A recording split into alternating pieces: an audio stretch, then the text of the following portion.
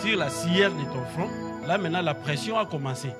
Mais avant, pour garder et cultiver les jardins, ce n'était pas une pression. J'ai donné seulement juste un exemple de là où moi j'habite. Il y a un papa qui habite près de chez moi. C'est-à-dire, lui, c'est un vieux papa qui est déjà entré en pension. C'est-à-dire, il utilise peut-être son argent de pension. Alors, tout ce qu'il fait le matin, s'il se réveille, c'est arranger sa parcelle, aménager sa parcelle. Tu verras, il plante des fleurs, il fait ceci, il fait cela. Moi, je n'ai pas ce temps-là. Alors, si tu viens, tu compares notre endroit ou notre parcelle avec la parcelle de ce vieux papa, vous voyez que lui, c'est très propre, très propre. Je ne dis pas que moi, c'est sale, c'est propre aussi, mais, mais en tout cas, ce n'est pas le même niveau que lui. Hein? Donc, moi, j'ai fait ce même effort, peut-être, donc tu prends, tu coupes l'herbe, tu fais ceci, mais lui, non, c'est trop. Le flair, il fait ceci, il met des petites pierres, donc il décore chaque jour. Chaque jour, je le vois, ce papa, je dis, moi, je n'ai pas le temps de faire tout ça.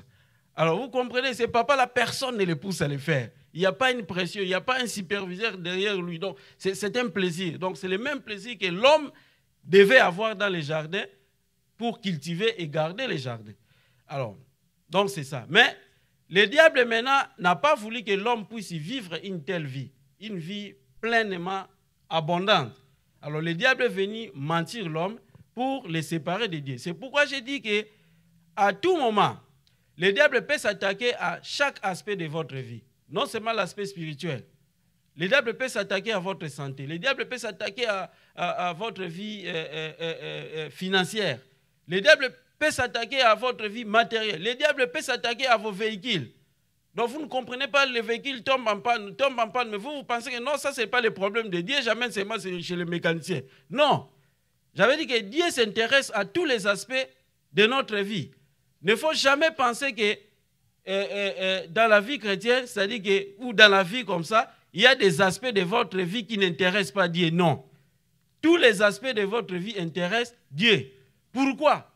Parce que le diable aussi s'intéresse à tous les aspects de votre vie. L'exemple que j'ai donné hier, c'était l'exemple de Job. La Bible dit que Job, Dieu va présenter Job, ou Dieu va parler de Job à Satan. Il dit que, as-tu remarqué mon serviteur Job? C'est un homme pas comme les autres. Un homme intègre, droit, craignant Dieu et se détournant du mal. Le diable va poser la question à Dieu. Vous croyez, ou tu crois que Job le fait de manière désintéressée? Si Job te craint, c'est justement parce que sa vie est bonne. Il est très bien dans la vie. Il a des enfants. Il a des bétails, il est riche. C'est pourquoi il te craint. C'est pourquoi il est droit, il est juste. Mais le jour où tu vas le retirer tout ce qu'il a, moi je te dis qu'il va te maudire. Vous comprenez? Donc le diable sait que si on te retire l'argent, tu vas maudire Dieu à la fin. Si on te retire la bonne santé, un jour tu vas maudire Dieu. Si on te met dans des situations difficiles, tu vas un jour maudire Dieu. Donc le diable connaît ça. Alors, maintenant, c'est pourquoi j'ai dit que, puisque le diable peut s'attaquer à tous les aspects de votre vie, parce que le diable ne s'intéresse pas seulement à ce qui est spirituel. Son objectif, c'est attaquer ce qui est spirituel. C'est-à-dire vous séparer avec Dieu. Mais pour atteindre son objectif, il va utiliser tous les moyens. Il peut commencer par vos moyens financiers, il les attaque. Il peut commencer par votre santé, il attaque votre santé. Mais son but, c'est au finish, pour que toi tu maudisses Dieu et il te sépare de Dieu. Vous comprenez? Alors, c'est ce qui fait que maintenant, Dieu aussi, dans son service, dans son processus de restauration, lorsqu'il restaure, il tient compte de tous les aspects de votre vie. Donc, Dieu peut restaurer votre finance, Dieu peut restaurer votre santé, Dieu peut restaurer... Donc, tous les aspects de votre vie intéressent Dieu dans le processus de la restauration. Vous comprenez? Alors, comme Dieu ne fait pas de mal, comme j'avais dit hier, le diable dit, retire-lui ce qu'il a et tu verras. Mais j'ai dit hier que Dieu ne fait pas le mal.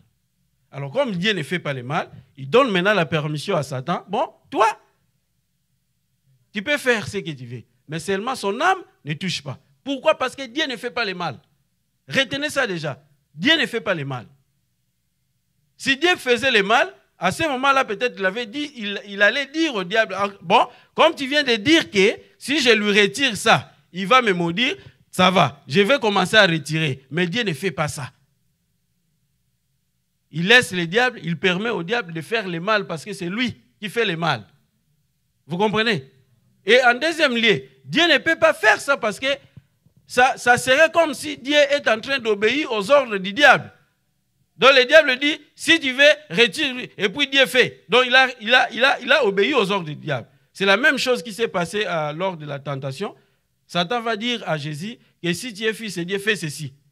Mais Jésus dit aussi qu'il est aussi écrit. Vous comprenez?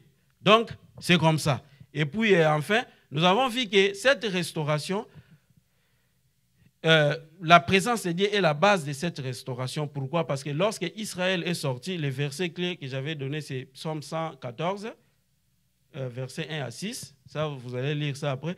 Donc, maintenant, l'homme, Israël est sorti et s'est éloigné de l'Égypte. Alors, à ce moment-là, il est devenu la propriété de Dieu. Il est devenu le domaine de Dieu. Alors, puisque maintenant, Israël est devenu la maison de Dieu, la propriété de Dieu, j'ai dit hier que lorsque Papa Mario vous achetez une maison, même lorsque nous prenons des appartements, on vous donne le temps d'aller inspecter la maison pour voir ce qu'il y a de mauvais pour qu'on vienne fixer ça, n'est-ce pas? Et puis maintenant, vous, quand vous devenez aussi la maison de Dieu, parce que lorsque vous vous éloignez de l'Égypte, lorsque vous sortez de l'Égypte, vous devenez maintenant la maison de Dieu. Dieu maintenant veut faire de vous sa demeure. Qu'est-ce que Dieu va faire? Premièrement, il ne peut pas venir habiter dans votre maison avec les dégâts que le diable a causés. Donc la première des choses que Dieu va faire, c'est d'abord commencer à réparer les histoires que l'ennemi a détruites dans votre vie. Et c'est ça la restauration. C'est clair? Et j'ai dit aussi hier que lorsque Dieu va commencer maintenant ce service de la réparation, il ne va pas remplacer simplement les objets qui avaient été détruits, mais il va les remplacer avec des objets de plus de valeur. Si le diable vous a cassé une fenêtre qui coûte 100 $, je vous assure que lorsque Dieu va venir remplacer cette fenêtre-là, il ne va pas aller chercher la fenêtre de 100 $. Il va la remplacer avec une fenêtre de 500 $. Donc la restauration est toujours plus forte et plus grande que ce qu'il y avait même avant. C'est pourquoi la Bible dit que la gloire de cette maison sera plus grande que celle de la première. Alors maintenant, notre responsabilité c'est quoi? C'est sortir de l'Égypte et s'éloigner. Parce qu'on ne saura jamais devenir la propriété de Dieu, le domaine de Dieu, si vous êtes encore sous l'esclavage du péché. Alors, la Bible dit que chacun est esclave de ce qui a surmonté de lui. C'est-à-dire, nous devons d'abord commencer par sortir de l'esclavage du péché, de ces péchés-là qui nous enveloppent chaque jour, sortir de ça, et c'est alors que nous deviendrons la propriété, le domaine de Dieu, et Dieu maintenant, en venant habiter dans notre vie, il va d'abord commencer à réparer, à réfectionner. Et c'est ça. Alors c'est pourquoi nous disons que c'est la présence de Dieu qui est la base ou le fondement ou le socle de la restauration. Amen. Alors, nous allons maintenant continuer aujourd'hui. Maintenant, lorsque Dieu fait de nous son domaine, Dieu fait de nous sa propriété, c'est-à-dire c'est un processus de la restauration maintenant qui commence. Le processus de la restauration ne fait que commencer. La restauration ne prend pas un jour. Généralement, la restauration ne prend pas un jour, mais c'est tout un processus. C'est pourquoi l'Église a décrété cette année comme celle de la restauration. C'est-à-dire que nous sommes dans le processus de la restauration. Tous les prédicateurs qui passent, qui prêchent, qui amènent les messages qui concernent la restauration, c'est-à-dire cela montre que nous sommes maintenant dans ce processus de la restauration. Et maintenant, à la fin de cette année, si nous sommes assidus à cette parole qui est prêchée, nous la mettons en pratique jusqu'à la fin de cette année, nous verrons que maintenant nous allons atteindre notre objectif, celui de la restauration. La restauration, ce n'est pas l'affaire d'un seul jour. C'est-à-dire, ce n'est pas un jour, tu es complètement restauré. Mais tu dois comprendre que j'entre maintenant dans le processus de la restauration. À partir du moment où je suis devenu le domaine de Dieu, je suis devenu la propriété, la maison de Dieu, maintenant j'entre dans le processus de la restauration. Alors maintenant, il nous est demandé maintenant de laisser Dieu, de continuer et de parachever son œuvre de restauration qu'il a commencé dans nos vies. Ça passe? C'est un processus. Le processus ne fait que commencer. Maintenant, laissez à Dieu de continuer et de parachever l'œuvre de la restauration qu'il a commencé. Ça ne peut pas prendre un jour. Si ça prend un jour, ça va. Dieu peut opérer son miracle. Amen. Je ne dis pas que absolument ça ne peut pas prendre un jour. Dieu peut faire ça en un jour s'il veut. Mais d'une manière générale, la restauration, c'est un processus. Nous entrons dans ce processus de restauration et maintenant nous devons laisser Dieu continuer et parachever son œuvre de restauration qu'il a commencé. Alors, Israël est sorti, comme nous avons vu hier, Psaume chapitre 114, 1 à 6. Israël est sorti de l'Égypte. Il s'est éloigné de ce peuple barbare. Alors maintenant, il est devenu le domaine de Dieu. Il est devenu la propriété de Dieu. Donc je disais que maintenant, le processus de la restauration maintenant a commencé avec son peuple. Et ce processus devait prendre tout le temps qu'ils étaient en train de traverser le désert. Vous voyez? C'est-à-dire, Dieu le fait traverser le désert pour continuer et pour parachever ce processus-là de la restauration. Jusqu'à ce qu'ils arrivent à la terre promise. C'est-à-dire maintenant qu'ils soient encore réintégrés dans la vie qu'ils devaient vivre selon les plans de Dieu. Alors, mais vous remarquerez que dans la marche de ce peuple dans le désert, qui peut-être qui n'a pas compris que la restauration était un processus, vous remarquerez maintenant qu'il y a quelque chose qui est venu faire ombrage au processus de la restauration, c'était les doutes et les murmures. Amen. Les doutes et les murmures, ce sont deux choses qui peuvent faire ombrage au processus de la restauration que Dieu commence dans notre vie. Nous allons lire dans Exode chapitre 15, du verset 22e au 24e.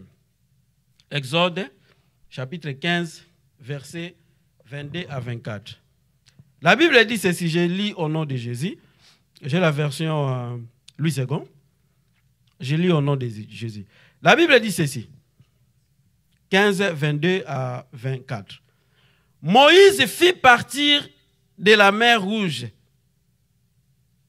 Ils prirent la direction du désert de Chour. Et après 3 journées de marche, écoutez bien, après 3 journées seulement de marche, dans le désert, ils ne trouvèrent point d'eau. Ils arrivèrent à Mara, mais ils ne purent pas boire d'eau de Mara, parce qu'elle était amère. C'est pourquoi ce lieu fut appelé Mara. Le peuple murmura contre Moïse, en disant, que boirons-nous? 3 jours seulement. Ils ont traversé le désert. Pardon, ils ont traversé la mer Rouge. Ils ont vu la grandeur de Dieu. Dieu qui sépare les eaux de la mer. L'ennemi est en train de vous pourchasser derrière, de vous poursuivre. Dieu fait son miracle. Il sépare les eaux de la mer, vous traversez. Et après avoir traversé, vous avez vu la chute de vos ennemis. Ils ont loué l'Éternel. Ils ont loué l'Éternel. Ils ont loué l'Éternel. Lorsqu'ils ont fini de louer, la Bible dit que maintenant, Moïse fit partir le peuple. 3 jours. Même pas 1 mois. Homme de Dieu. 3 jours seulement. Le peuple oublie. Il oublie les grands miracles que Dieu venait d'accomplir en séparant les eaux de la mer. 3 jours seulement. 3. Quelle ingratitude.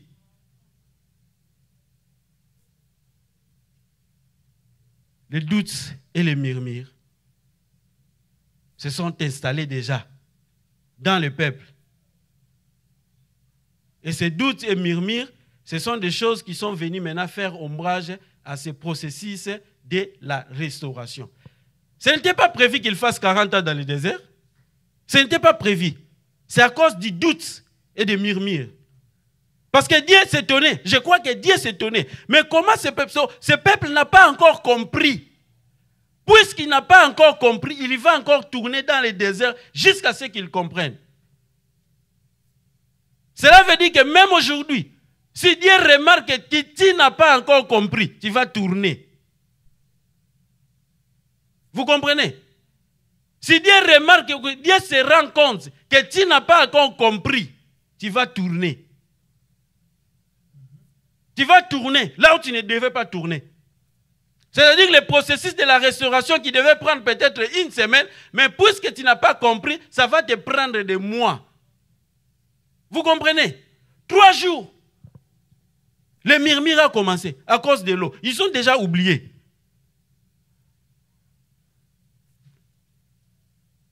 Exode chapitre 16, verset 2 à 3.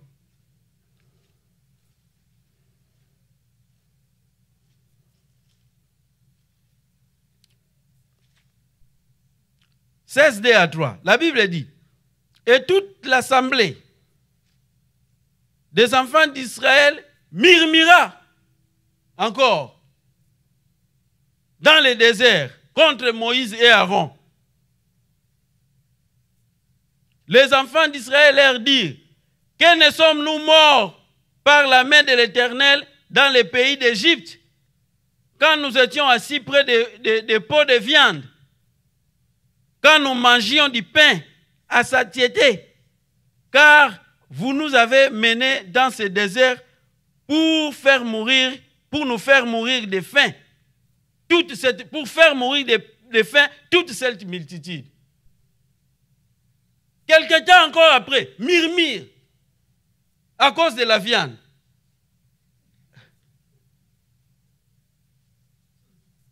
Ils commencent à regretter la viande qu'ils ont laissée en Égypte. Égypte, là où ils plairaient, là où ils cherchaient la délivrance, là où ils cherchaient quelqu'un pour les libérer de cet esclavage, de cette oppression. Mais quelque temps seulement après, c'est le murmure qui va commencer à s'installer dans le peuple. C'est-à-dire Israël n'avait pas compris, il n'avait jamais compris que la restauration, c'est un processus. Nous devons entrer dans le processus de la restauration. Amen. Vous savez, lorsque vous doutez, lorsque vous murmurez, c'est un message que vous passez à Dieu. Vous savez quel message vous passez à Dieu? Lorsqu'il y a les doutes devant une situation difficile, lorsqu'il y a les doutes ou les murmures, le message que vous passez à Dieu, c'est que Dieu, je trouve que tu es incapable. C'est ce que Dieu comprend. Lorsqu'il y a les doutes et les murmures devant n'importe quelle situation que vous trouvez difficile, c'est là que vous passez un message à Dieu, que Dieu, à partir d'aujourd'hui, je trouve que tu es incapable. Alors Dieu te répond, puisque tu trouves que moi je suis incapable, tu vas tourner encore jusqu'à ce que tu comprennes que je ne suis pas incapable. Amen.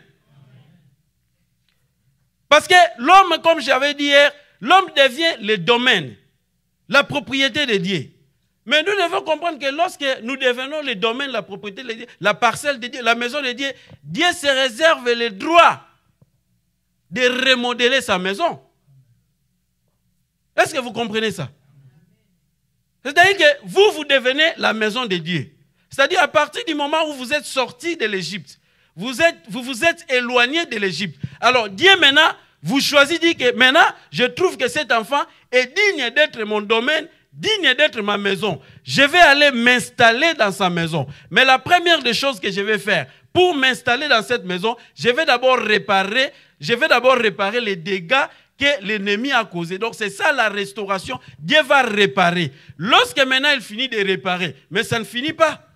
On a réparé, ça va. Mais Dieu peut se dire, ok, maintenant je voudrais qu'il y ait une fenêtre ici. Il y aura cette œuvre de remodélation pour que vous ayez la forme que Dieu lui-même veut. Vous savez, vous voulez acheter une maison. Il y a des gens qui ont acheté des maisons, en fait, ils ont acheté des places, des endroits, des terrains. Alors, on leur a dit de donner les modèles qu'ils veulent. Hein? Ils ont fait leur design. Nous voulons qu'il y ait salle de bain ici. Nous voulons qu'il y ait half bathroom ici. Nous voulons là-bas, nous voulons là-bas. Vous comprenez? Nous autres, on n'a pas eu cette grâce-là. Si vraiment je peux l'appeler grâce. On a pris des maisons déjà construites. Alors, selon le goût, tu trouves qu'il devait y avoir ça. Donc, si j'ai des moyens, je peux maintenant changer, modifier la maison par rapport à mon goût. Alors, vous devez comprendre, ou nous devons comprendre que Dieu aussi peut remodeler votre vie, qui est sa maison, par rapport à son goût, par rapport à son désir. Mais vous devez comprendre que l'œuvre de la remodélation ne se passe toujours pas doucement. Il peut y avoir des coups de marteau. Cassure. Vous comprenez ça? C'est-à-dire, quand vous entrez dans le processus de la restauration, je dis que vous devez comprendre que Dieu peut remodeler, peut façonner sa maison. Dieu peut se dire que je ne veux pas que Marie-France soit comme ça. Moi, je veux que Marie-France soit comme ça. Alors, pour qu'elle soit comme ça, je vais essayer de taper un peu. Taper. Ce n'est pas pour te faire du mal, mais c'est pour te donner la forme que Dieu lui-même désire. Est-ce que nous pouvons reconnaître à Dieu ce droit-là? De remodeler sa maison telle qu'il veut. Mais apparemment, on ne veut pas. Quand ça commence seulement, c'est le murmure. Quand ça commence, c'est le doute. Alors vous allez tourner. Vous n'avancez plus, vous tournez. Vous allez terminer les jeûnes de prière. Or, le problème n'est pas dans les jeûnes de prière. Le problème, c'est que vous compreniez le droit de Dieu de remodeler sa maison qui est votre vie. Vous comprenez? Il faut laisser à Dieu le droit de le faire. Laissez à Dieu le droit de remodeler sa maison. Puisque c'est devenu sa maison. Vous êtes sorti de l'Égypte, oui. Vous vous êtes éloigné de l'Égypte, oui. Vous devenez la propriété de Dieu. Dieu a déjà réparé, c'est bon. Il a réparé, mais ça ne finit pas. Il va continuer ce processus de la restauration. C'est pourquoi je dis que la restauration, c'est un processus. Vous devez vous mettre dans ce processus, vous soumettre dans ce processus. C'est à la fin que vous pouvez voir maintenant le résultat final de cette restauration. Amen. Comme je disais que cette restauration peut ne pas se passer toujours doucement. Comme le frère Papi a ajouté, il peut y avoir des cassures. Il va y avoir des coups de marteau, on va casser, on va faire ceci. Il y aura quand même des débris. Vous voyez des débris. Mais l'objectif, ce n'est pas des débris. L'objectif, ce n'est pas ces cassures-là. L'objectif, c'est que vous ayez la forme que Dieu veut que vous ayez. Amen. Et nous devons aussi comprendre, comme la Bible le dit aussi, dans Exode, chapitre 14, verset 17. Nous allons lire ça aussi, c'est très important. Exode, chapitre 14,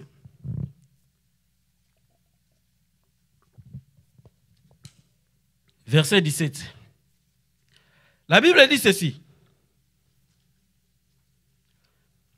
Et moi, je vais endurcir les cœurs des Égyptiens pour qu'ils entrent après eux. Et Pharaon et toute son armée, ses chars et ses cavaliers feront éclater ma gloire. Vous avez compris ça? Dieu dit que je vais endurcir les cœurs de Pharaon et son armée. Ils vont poursuivre les enfants d'Israël jusque dans la mer. Mais, ces chars-là que vous voyez, son armée-là, à la fin, il va faire éclater ma gloire. Vous devez comprendre que vos ennemis ne sont pas là pour vous tuer. Lorsque Dieu permet que vous soyez attaqués d'une manière ou d'une autre, lorsque Dieu permet que l'ennemi puisse toucher à votre argent, à votre santé, ce n'est pas pour vous tuer, mais à la fin, c'est pour faire éclater la gloire de Dieu.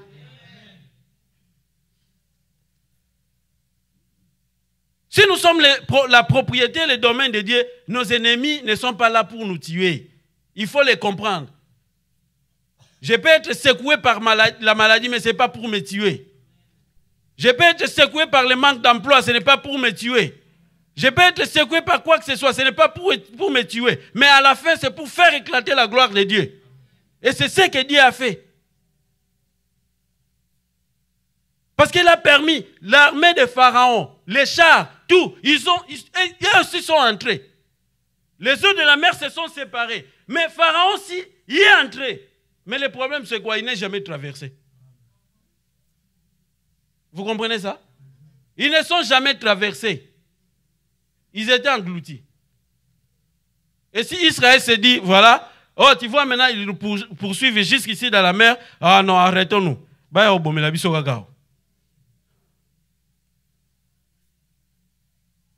C'est ce que les enfants de Dieu font aujourd'hui. Dès qu'ils voient des obstacles, dès qu'ils voient l'ennemi le poursuivre, le pourchasser, à tel ennemi, ils vont te tuer aussi là-bas. L'ennemi te suit, toi continue la marche. Continue la marche, toi continue, laisse Dieu s'occuper de lui. Garde toujours ta confiance, parce que tu es dans le processus de la restauration. Ils vont te pourchasser jusque dans la mer et ils entrent. Mais ils ne vont pas traverser. Ils ne sont jamais traversés. Pharaon et son armée ne sont jamais traversés à l'autre rive. Bien qu'ils soient entrés. Mais peut-être que tes épreuves ne sont même pas encore arrivées à ce stade-là où l'ennemi te poursuit jusque dans la mer. Peut-être que non. Vous comprenez? Est-ce qu'on peut laisser à Dieu le droit qu'il s'est réservé de remodeler et de continuer son processus de la restauration? Vous savez, le secret de la réussite pendant le processus de la restauration, c'est la gratitude. Le problème avec nous, enfants de Dieu aujourd'hui, c'est qu'on oublie facilement les œuvres ou les grandes choses que Dieu avait déjà accomplies dans nos vies, dans le passé. C'est ça le problème que nous avons. C'est pourquoi vous voyez ici les enfants d'Israël, 3 jours seulement, 3 jours après la traversée, ils ont commencé à murmurer à cause de l'eau. Mais Dieu qui a séparé les eaux de la mer, vraiment, comparons un peu si on peut comparer, on est tellement ingrat. C'est-à-dire on oublie facilement les œuvres que Dieu a accomplies déjà dans nos vies. On les oublie facilement, face aux besoins. Les besoins d'aujourd'hui nous font facilement oublier ce que l'Éternel a déjà accompli dans le passé. Lorsque l'Éternel accomplit des choses aujourd'hui, on loue le Seigneur. Merci. En tout cas, ce qui nous a mis. Mais quand un autre besoin arrive, on oublie. Or, ce qu'on oublie souvent, vous savez, la vie est compliquée. Hein? La vie est bizarre. Il y a mon pasteur à Kinshasa qui disait, tu sais que quand on dit mpiaka, il y a les degrés et degrés de mpiaka. Il y a des gens, son mpiaka commence à $100. Quand il n'a pas $100, ça c'est son mpiaka. Il y a des gens, son mpiaka c'est $10. Quand il n'a pas $10, c'est mpiaka. Mais il y a aussi des gens, soit son mpiaka c'est 5000. Il y a aussi des gens, son mpiaka c'est rien. Il dit, pourquoi je dis ça? Il dit, j'ai trouvé un monsieur. Il me dit, pasteur Mabiala, en tout cas, mpiaka. Mon news, on a dit, ici, natika kana $20,000. Piaka. Amen. Son piaka, c'est $20,000. L'autre, son piaka, c'est $10. 10 €. $20. Piaka, degré par degré. Mais lorsque votre mpiaka c'est $20,000, vous oubliez qu'il y a une autre personne avec un mpiaka de $10 que toi tu as déjà. Alors, mais si tu étais maintenant à la place de cet homme, toi ton mpiaka c'est 20 000, lui son mpiaka c'est $10. Est-ce que ne peux-tu pas louer Dieu parce que son mpiaka est un peu élevé?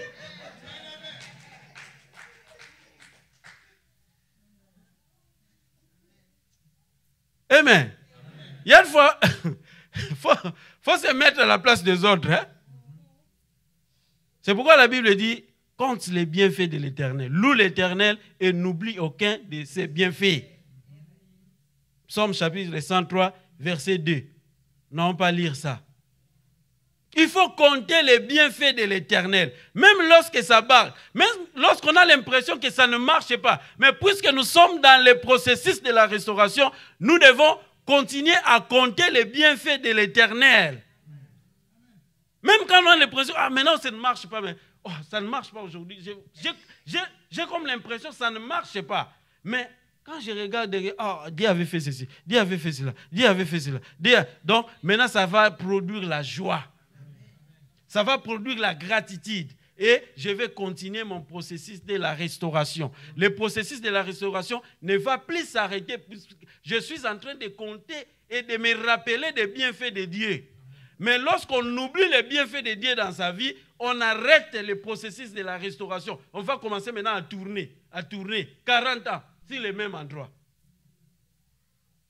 Vous comprenez? Pharaon a suivi, comme je disais, il a suivi. Mais il n'est jamais traversé. Il n'est jamais traversé. Vous devez comprendre que Dieu, comme je disais, que Dieu peut endurcir aussi. Comme ici, Dieu a endurci le cœur de Pharaon. Pour que lui et son armée poursuivent les enfants d'Israël jusque dans la mer. Et nous devons aussi comprendre que Dieu peut endurcir le cœur de notre maladie. Dieu peut endurcir le cœur de votre infirmité. Vous voyez que les affaires ne marchent pas. Dieu peut endurcir le cœur de votre unemployment. Il endurcit le cœur. Mais l'objectif, ce n'est pas de vous tuer, mais à la fin, c'est pour faire éclater sa gloire. C'est pour vous façonner. Mais pourquoi nous ne voulons pas comprendre ou entrer et respecter le droit de Dieu qui veut nous remodeler tel qu'il veut que nous soyons? Vous comprenez? La Bible dit, réjouissez-vous toujours dans le Seigneur. Je le répète, réjouissez-vous. Si vous ne voulez pas freiner ce processus de la restauration dans votre vie, le secret, comme je disais, c'est réjouissez-vous. La gratitude. Les épreuves ne doivent pas nous faire douter de l'œuvre ou de la présence de Dieu dans notre vie. Mais les épreuves doivent constituer un moyen pour que nous comprenions que finalement, malgré cette épreuve, mais cette épreuve ne va faire que faire éclater la gloire de Dieu dans ma vie. Cette situation difficile que je suis en train de traverser ne va permettre qu'à Dieu de faire éclater sa gloire dans ma vie. Je dis que le processus de la restauration, lorsque nous entrons dans le processus de la restauration, cela ne veut pas dire qu'il y a suppression totale de tous les moments difficiles dans la vie. Entrer dans le processus de la restauration ne supprime pas les difficultés dans la vie. Ne supprime pas la mort, peut-être, dans nos familles. Ne supprime pas qu'on vous appelle à Kinshasa, que ici ça ne va pas, on a besoin de votre secours, de l'argent. Tu vas te dire, mais Seigneur, moi, Dieu a dit que tu m'as restauré, mais comment je continue à avoir des problèmes dans la famille? Le processus de la restauration ne supprime pas le fait que tu aies peut-être des problèmes au boulot. Il y a on a des problèmes. Moi, dernièrement, j'avais un problème avec mon superviseur. Chez nous, heureusement chez nous, là où je travaille, il y a possibilité de changer le département à tout moment. Si tu veux changer le département, tu vas seulement au bureau, tu demandes les shuffle form, tu remplis. Non, je vais aller à l'autre département. On ne va même pas te poser de questions. On ne va pas te poser de questions, on prend les papiers, on soumet ça, et puis dès qu'il y a un opening là-bas, avant de poster ces boulots-là online pour les gens qui sont dehors, on regarde d'abord les gens qui ont mis les shuffle form. Alors, si c'est ta position, c'est-à-dire on va directement te prendre. C'est ce qui venait même d'arriver.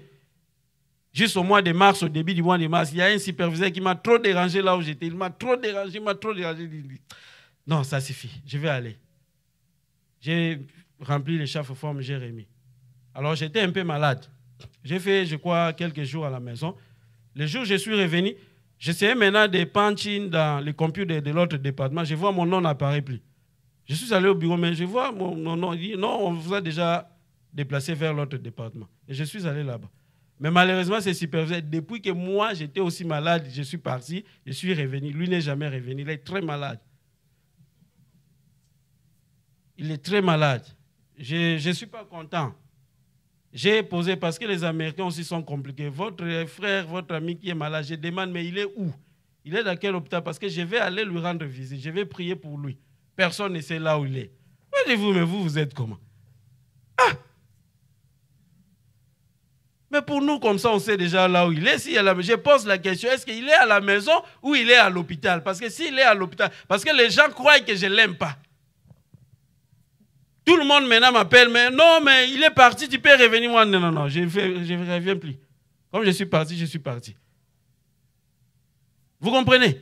C'est-à-dire que les difficultés, les moments difficiles, lorsque nous entrons dans le processus de la restauration, cela ne supprime pas. Cela n'est pas synonyme de la suppression totale, définitive, de toutes les difficultés de la vie. Les difficultés, il peut y en avoir. Mais comme je dis que ce n'est pas pour vous tuer, mais finalement c'est pour faire éclater la gloire de Dieu dans votre vie. Mais quand est-ce que ça va faire éclater la gloire de Dieu dans votre vie? C'est lorsque vous allez comprendre que ce n'est pas pour vous tuer. C'est lorsque vous n'allez pas vous mettre dans les mêmes rangs que les enfants d'Israël qui oubliaient facilement les œuvres de Dieu et qui commençaient à murmurer à chaque situation difficile. Raison pour laquelle ils ont fait 40 ans dans le désert. Ce n'était pas prévu comme ça. Ça devait aller un peu vite. Ils arrivent dans la terre promise. Ils possèdent la terre. Mais à cause du doute, à cause du murmure, ils ont traîné. Ils ont traîné. Ils ont traîné. Que les moments difficiles ne nous amènent pas à douter de la présence ou de la force de Dieu. Que la situation difficile ne nous amène pas à douter ou à commencer à murmurer. Non seulement de Dieu, mais de ses serviteurs aussi. Parce que là, il murmurait contre Moïse et Aaron, et directement contre Dieu. Et il arrive aussi parfois qu'on murmure contre ses serviteurs. Est-ce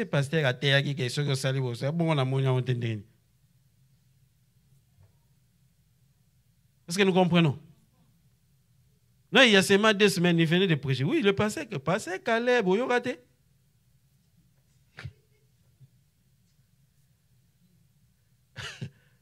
Amen.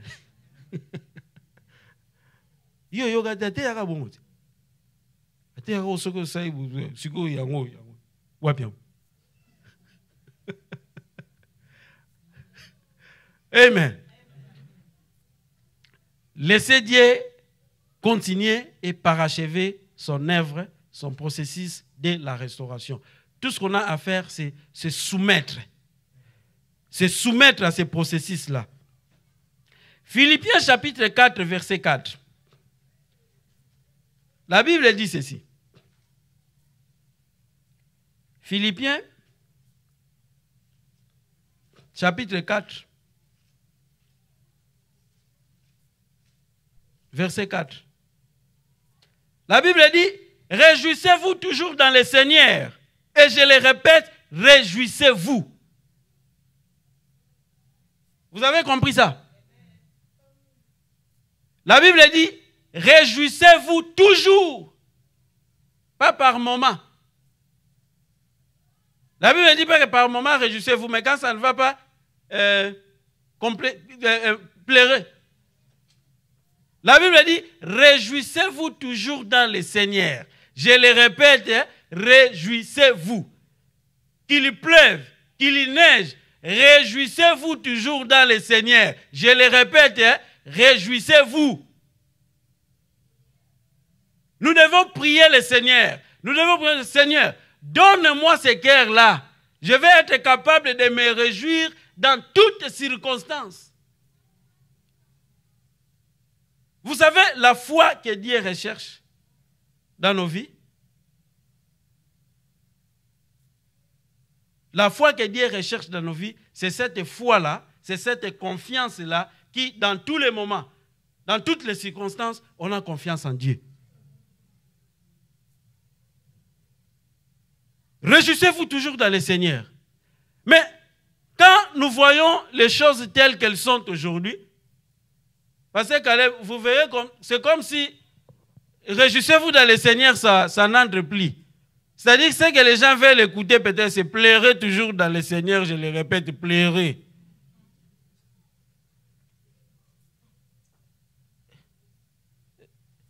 C'est ce qu'on veut, je crois. Je crois qu'on devait changer ces versets. En lieu et place de réjouissez-vous toujours dans le Seigneur, on doit changer ça, pleurez toujours dans le Seigneur, je le répète, pleurez. C'est pourquoi vous verrez qu'il y a d'autres chrétiens qui sont des pleurnichards. Là, lui, tu vas famille, famille. Lui, toujours, c'est pleurer toujours dans le Seigneur. Je le répète, pleurer. Plaignez-vous toujours dans le Seigneur. Je le répète, plaignez-vous. Le chrétien n'est pas appelé à être un homme de plainte à tout moment. Le chrétien doit savoir se réjouir dans le Seigneur.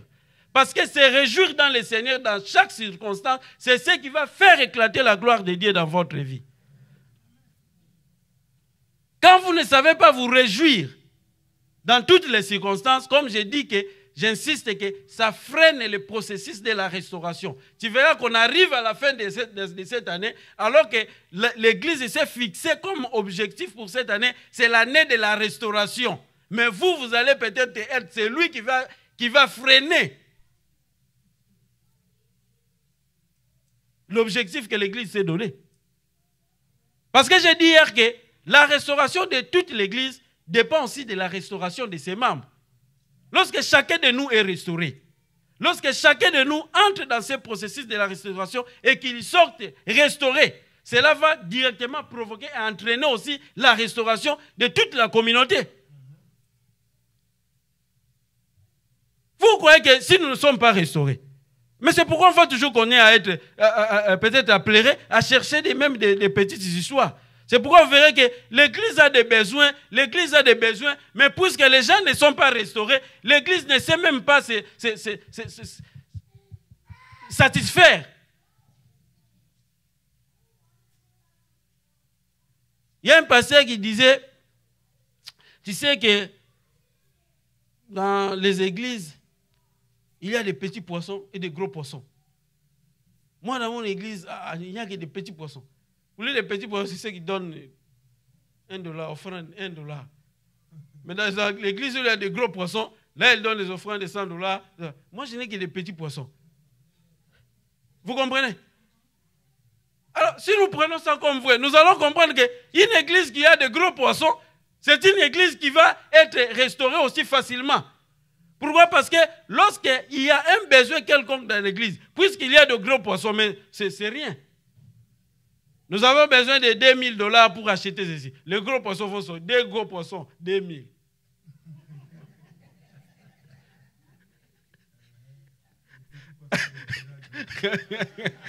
Amen.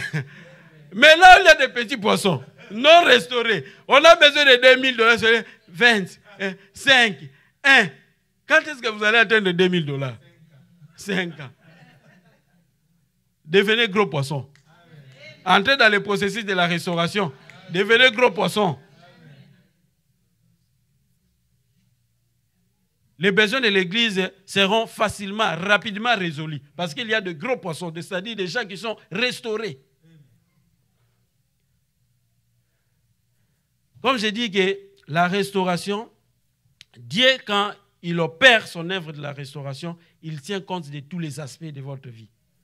Ce n'est pas seulement l'aspect spirituel. C'est comme j'ai dit hier que la vie chrétienne, je ne sais pas si je l'ai répété aussi aujourd'hui, la vie chrétienne, comme j'ai dit hier, que ce n'est pas une question de choix entre pauvreté terrestre et le ciel. Ou bien, pauvre sur la terre, tu vas au ciel, ou bien, riche sur la terre, tu vas en enfer. Dieu ne nous a pas mis devant ce genre de choix. J'avais dit hier que ce n'est pas incompatible. On peut être riche sur la terre et aller au ciel. Ce n'est pas une question de choix. C'est-à-dire que soit tu choisis d'être riche sur la terre et tu vas en enfer, ou tu choisis d'être pauvre sur la terre et tu vas au ciel. Ce n'est pas ça. Les deux peuvent marcher ensemble. On peut aussi être pauvre sur la terre, on va aussi en enfer. Tout comme on peut être riche sur la terre, on va aussi au ciel. Mais c'est question de choisir le plus important. Qu'est-ce qui est plus important? Comme j'ai donné l'exemple des frères, des sœurs de Lazare hier. Il y a l'une qui préparait la table pour Jésus. Il y a l'autre qui était là au pied de Jésus et écoutait la parole. À la fin, Jésus a dit, j'oublie toujours, c'est Marthe, hein? C'est Marie qui a choisi la bonne part. Ouais. Jésus à la fin va dire, Marie a choisi la bonne part. Mais est-ce que les repas que Marthe avait préparés, Jésus n'avait pas mangé ça? Hein?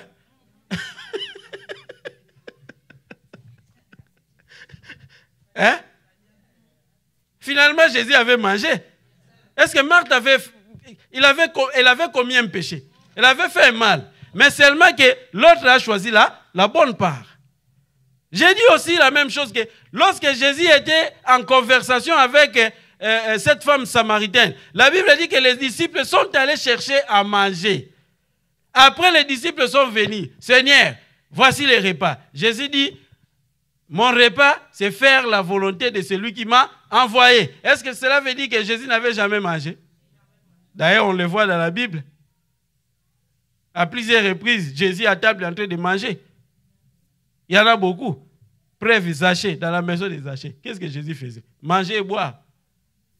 Vous comprenez? La richesse sur la terre n'est pas un péché.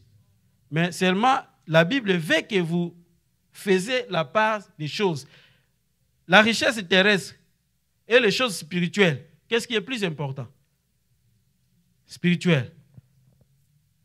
Je dois aller chercher quelqu'un qui doit me payer ma dette de $100. On a kilt à 17h. Celui-là m'a appelé à 17h. Je vais abandonner le kilt pour aller chercher les $100. Vous voyez? Hein? Parce que les $100, peut-être que même vous allez vous abandonner le kilt arrivé là. Il n'est même pas là. Il vous a donné une fausse promesse. Parce que quelqu'un qui sait payer la dette, s'il vous dit de venir aujourd'hui à 17h, même si vous n'êtes pas venu, s'il sait payer la dette, en tout cas, il va toujours vous donner. Vous allez le rappeler, non, en tout cas, je ne pouvais pas venir parce qu'on avait culte. Mais le problème avec les enfants de Dieu aujourd'hui, venez prendre votre dette de ça. Ah, foutaka nyokote madame na kende.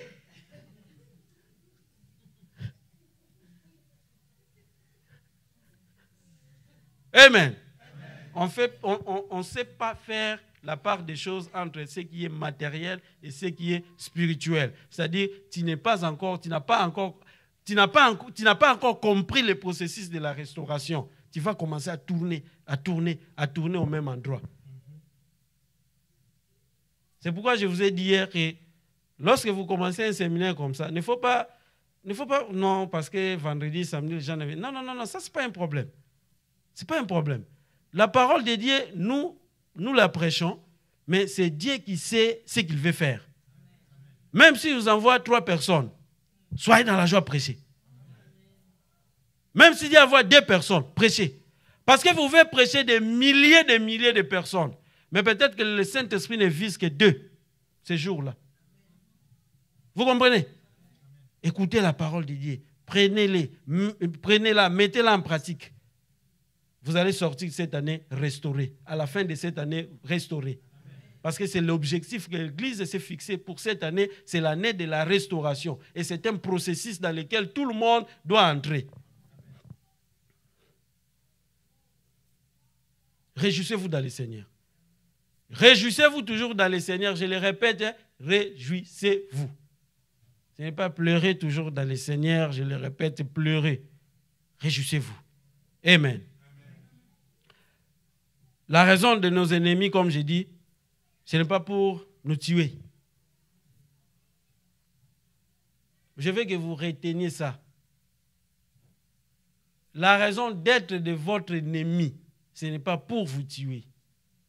Mais si vous gardez cette confiance, si vous savez vous réjouir dans les moments difficiles, comme dans les moments de joie, je vous assure que cet ennemi-là va seulement servir à ce que la gloire de Dieu éclate dans votre vie. cette maladie-là que vous craignez va seulement permettre à ce que la gloire de Dieu s'éclate dans votre vie. Amen. Dernier verset. Ésaïe chapitre 40, verset 31. Nous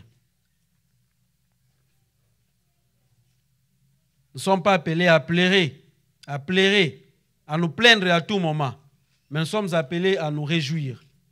Nous entrons dans le processus de la restauration. Nous devons comprendre que Dieu se réserve le droit de remodeler sa maison que nous sommes devenus. Dieu peut changer de fenêtres. Dieu peut demander à ce qu'il y ait un half bathroom ici parce qu'il n'y en avait pas. Et lorsqu'ils vont chercher à construire ces half bathroom que Dieu veut, il y aura des cassures, il y aura des petits débris, il y aura des coups de marteau, il y aura des clous. Mais ce n'est pas pour vous tuer. Ce n'est pas pour détruire la maison, c'est pour embellir la maison. Le moment difficile, ce n'est pas pour vous tuer, c'est pour vous embellir. C'est pour vous donner la forme que l'Éternel désire. Laissez à Dieu le droit de parachever, de continuer et de parachever son œuvre de la restauration dans votre vie. C'est un processus. Ésaïe 40, 31, la Bible dit, « Mais ceux qui se confient à l'Éternel renouvellent leur force. Ils prennent des vols comme des aigles. Ils courent et ne se lassent point. Ils marchent et ne se fatiguent point. » Vous comprenez? Si vous vous confiez à l'Éternel, vous allez prendre l'envol comme des aigles. Marchez dans le désert, vous ne vous fatiguez pas. Vous trouvez de l'eau ou vous ne trouvez pas de l'eau, vous ne vous fatiguez pas. Parce que vous avez confiance en votre Éternel, en votre Dieu. Mais lorsque vous perdez la confiance en votre Dieu, la marche de 2 jours va vous fatiguer. Vous ne serez plus capable de vous envoler. C'est-à-dire les doutes et les murmures viendra automatiquement couper, casser les ailes pour que vous ne preniez plus d'envol. Mais la Bible dit que ceux qui se confient à l'Éternel renouvellent leur force. C'est-à-dire que lorsque vous vous confiez à l'Éternel, votre force sera renouvelée du jour au lendemain. C'est-à-dire que vous marchez, mais puisque vous avez confiance en ce Dieu-là, votre force se renouvelle chaque jour. Et chaque jour, vous n'allez pas comprendre, mais hier j'ai marché, mais aujourd'hui je me sens encore frais pour continuer. Je me sens encore frais pour continuer. Pas de fatigue. Pourquoi? Parce qu'ils se confient en l'Éternel. Ils renouvellent leur force. Ils prennent le vol comme des aigles. Ils courent et ne se lassent point.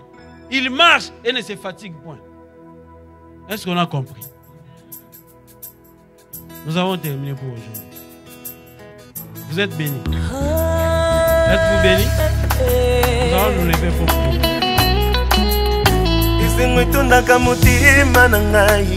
Esika basantu basanganye basimoli maboko likolo lola na nzambe mama